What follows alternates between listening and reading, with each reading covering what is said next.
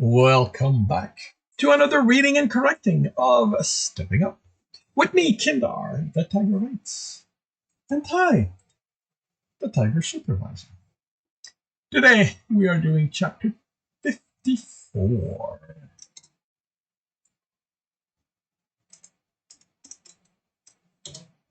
What's going on here? Sorry for sneezing. Tibs cracked an eye open. You okay? Tickle asked, crouched next to him, no longer shaking him by the shoulder, offering a healing potion. A healing potion? Tibs' attempts at snorting came out with as a pain groan. This will make you feel better. Jekyll pressed the bottle to Tibs' lips. The pain vanished as he drank. The sensation of the muscle wriggling as the potion repaired them. His wound closing was odd, but short-lived. Next time, Tibs said, offering his hand to the fighter, you do it.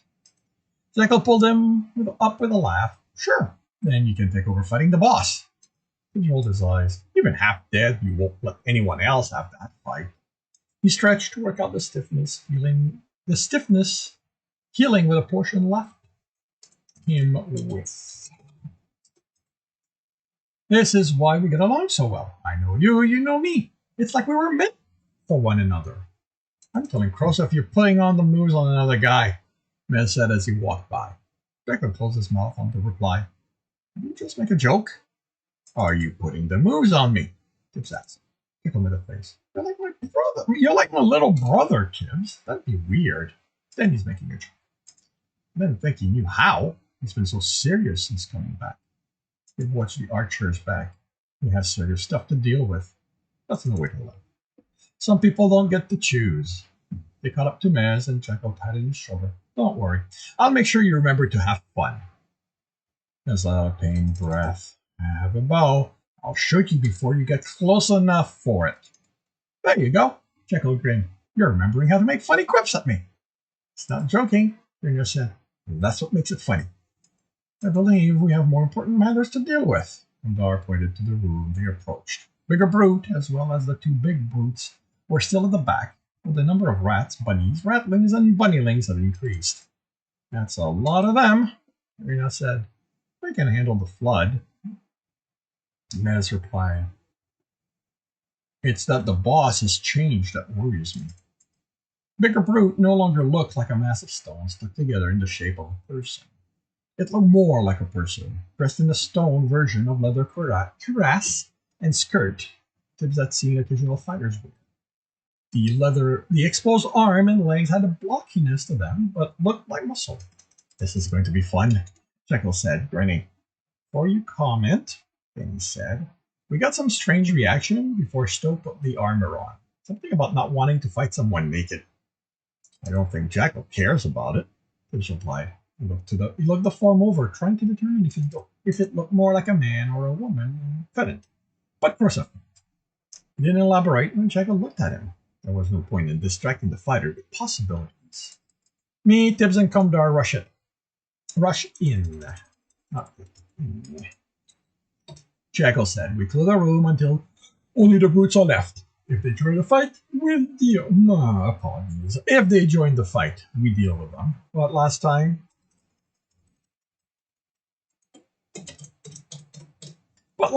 they'll let the horde soften us up. So let's stay away in case being close also triggers them. The dungeon might have changed things, as pointed out. That's why we stay alert. Mascarina, go for area of effect if we aren't going to be in your range. The more you can take out, the better shapes will be to deal with the boss. Don't you mean you'll be? Don't you mean you'll be in? She asked. I need to keep the other two from healing the boss. Jekyll looked up. I remember that trick. He has you, Mez said. I have my brutes. Tibs took out his knives, looked at them, and sheathed his one. He pulled water in his hand, then flicked it, icing it as it stretched. The resulting blade was uneven and jagged, but Tibs didn't mind this time. He added earth for durability, dirtying the clear blade.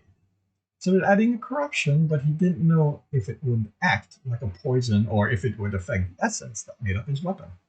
Something to test later. Jekyll nodded in approval and slapped his hand together. Let's fill this room with rubble. He stepped into the room and it came alive. Tibs ran past, throwing his air-imbued knife ahead and controlling it. It cut two bunnies while they were hmm, bunnies in the jump.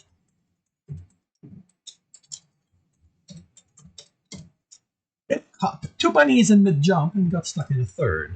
He sliced at those swarming rats and grinned at how easily his sword cut. Wind buffeted him as it detonated on the other side of the room. It was followed by a rain of small stone. A louder explosion heated the room, and the stone resulting from that were hot enough Tibbs had to protect his face after one burned his cheek. Tibbs iced his arm to block a jumping rat, batted it aside, and hurried to throw a knife at it and missed. Should just give up throwing normal knives. He found the air knife among the rubble and recalled it. He turned to face the hissing rattling, catching the knife by the feel of its essence and rat. Wait, what? And rat at it? He turned to face a hissing rattling, catching the knife by the feel of its essence and ran. Ran at it, sword high. The rattling dodged and swiped, its claws leaving scratches on the armor, and Tibbs cursed. Therein it just repaired the damage to it from his last side. Okay. That's something I need to change because somehow, well, probably because the weekend happened over. I forgot that the entire back of his armor is ripped. Well, not ripped, but in bad shape, and cursed. More to fix.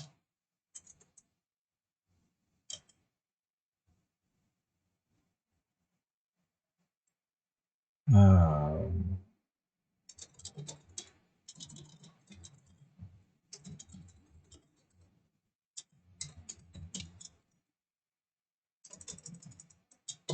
there we go. Yep, more damage for Darren to fix when Tibbs visited him next. Without looking, he threw the knife at the body ling, but the snake close while Tibbs was distracted. It leaped out of the way as to block the rattling, and he changed the direction of the knife and it slammed into the bunny's back. Cut the rattling's arm off, then its head. He cut the returning knife as he quickly assessed the battlefield. As Jekyll predicted, the roots remained where they stood. The fighter was smashing creatures with abandon, while Commodore's staff only had minor effect on smacking them away. Tibbs slashed at rats and bunnies as he ran to help. I have your back. It is appreciated. Tibbs swung at ratlings, who jumped out of the way, exposing a bunnyling in mid-leap, arm extended, claws out, fangs bared. Tibbs only had the time to raise the knife-covered arm for the bunnylings to bite into, through the leather and into his flesh. Tibbs felt the corruption seep in as he noticed the creature's eyes were the purple of the element. He cleaved it into two and moved the spreading corruption to his reserve. Watch for the eyes, he yelled. Some have corruption poison in their bites. Which creatures? Commodore asked, staff smacking the rattling by Tibbs' side and sending it reeling away. The bunnyling I just killed, but there's probably others. Are you capable of targeting them specifically? Cleric asked, blocking a bunnyling attack. The dungeon has made them tougher against my staff. There is only so much damage my robe can absorb before a bite will get through. Tibbs tried to feel the difference, but he was interrupted by a group of bunnies rushing them.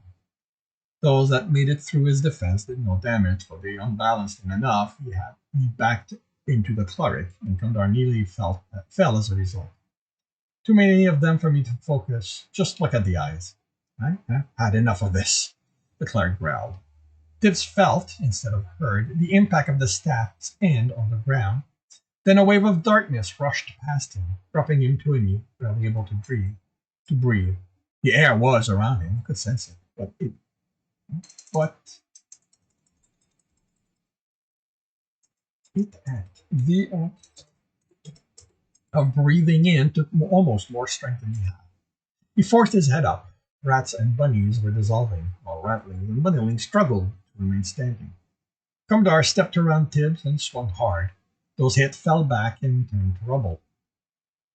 Tibbs looked around and, within a dozen pace, only the lings were standing, until the cleric reached them and brought them down with a blow from his staff.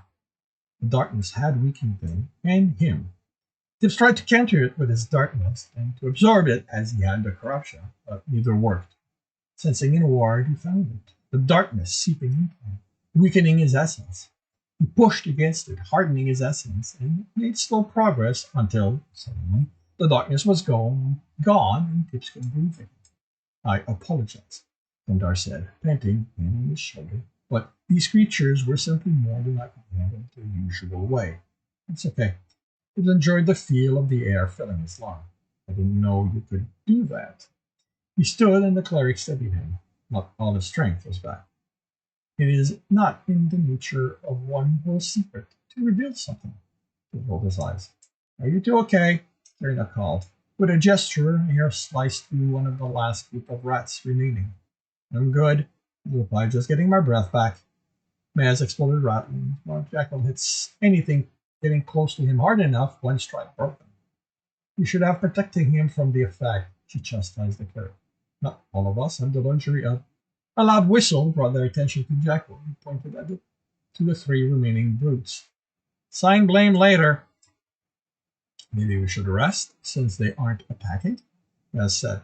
I'm fine, Tibbs replied without having to fight against Gumdar's darkness. His strength returned as he added his essence to his reserve.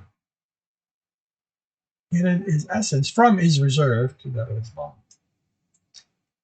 No, we're not. We're not risking finding out the dungeon has surprises for those who think they get to rest. Like I said, take a potion if you have to, but we're still in the middle of a boss fight. Still chuckled native sense around them, then cursed. There's a warren under the floor. I'm not sensing creatures in it, but it extends outside my range. I didn't see anything jumping out of trap doors, Trina said, whispers, which means they're reinforcement. I hate it when Jackal's right. I can take it from the rest of you, but he's Jackal. I'm smarter than he is. Now you get it, Feather replied happily, and shook his head in confusion before looking at Tibbs. He shrugged. He's Jackal. Trying to understand him is a waste of time. Joseph manages it. Hey, Paul. Well, Jackal called. There's a boss fight waiting. I'm doing that with or without you. You think you can take them all on alone?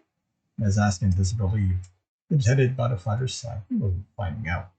I wish you guys didn't have to deal with the small brutes. Jackal said. You're not fighting all three, Tibbs warned. I know, but you're going to be too busy to watch my fight? Who's going to recount it afterwards?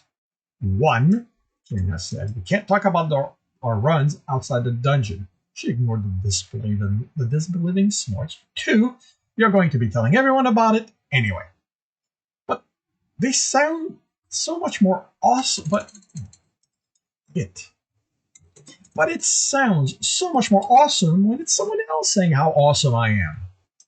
Aside, let's get this done. Here's Isabel. Or do you prefer debating how to tell the story over fighting? Jekyll ran and reached Bigger Brood before Maz released the fire arrow of the brute to the left. Tibbs followed the fighter, followed on the fighter's heel, but attacked the one on the right. He caught Bigger Brute.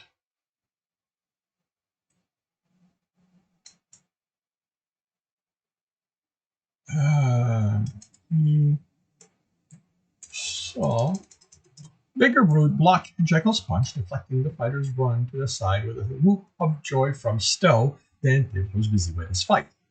He used the old trick of icing the ground, but the brute was more agile, leaping aside before reaching it. Gundar was there to hit it as Tibbs slid on the ice, slashing at its back as it passed.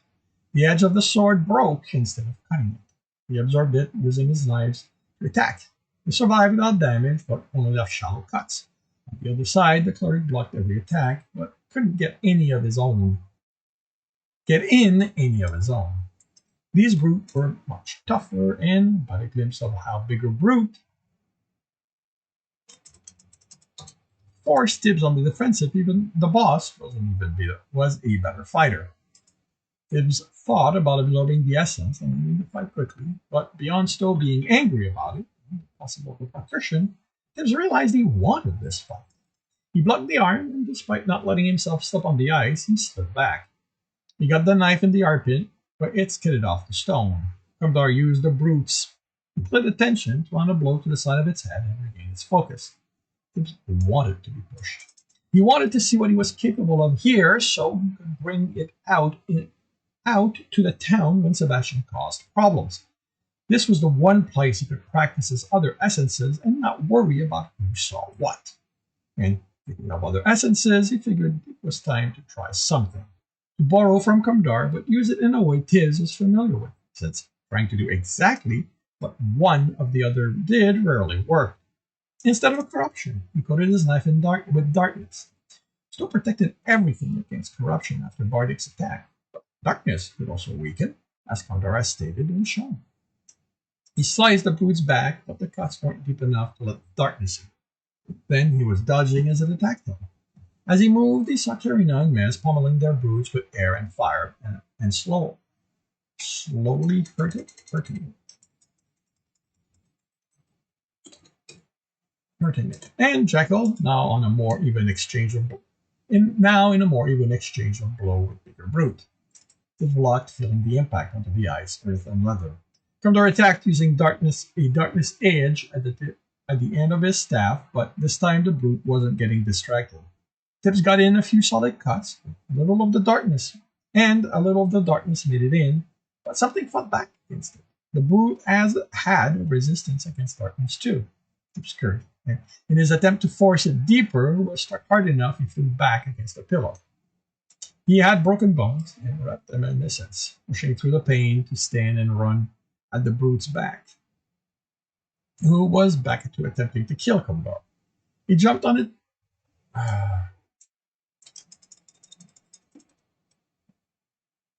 Okay, we got back,